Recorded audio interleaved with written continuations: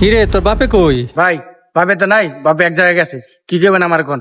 ও আচ্ছা, তুই আমার ভাইকে চিনস? আপনার ভাই তো আমি চিনি না, আসলে আমি চিনালো মনে। শোন, গাড়ির চাবিটা রাখ, আমার ভাই আসবে। বাইকের চাবিটা দিবি, আর ভাইয়ের তোকে 5,000 টাকা দিবে, তোর বাপের বেতন। ঠিক আছে? তোর বাপে আসলে সুন্দর করে বুঝিয়ে দিয়ে দিবি। এই একটা সুবর্ণ সুযোগ, এই সুযোগ হাতছাড়া করা যাবে না।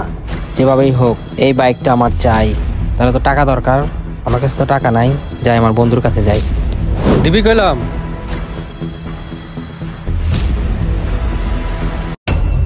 দোষ, আমার জরুরি 5,000 টাকা দরকার। দোষ না করিস না দোষ, দে আমি তোরে কিছুক্ষণ পরে দিয়ে দিতাছি। দোস্ত আমার কাছে 5,000 টাকা আছে, আমার গাড়ির টাকা, রাতে তেল নেওয়া লাগবো।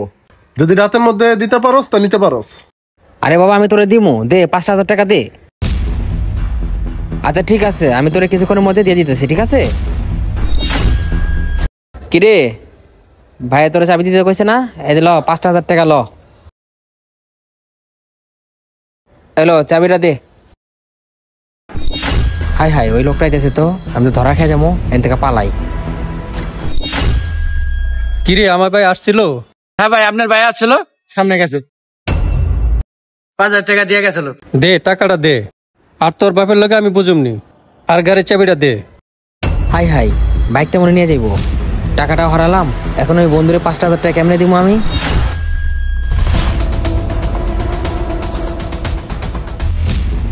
তাহলে কি লোভ করে ভুল করলাম? অতি লোভে তাঁতি নষ্ট।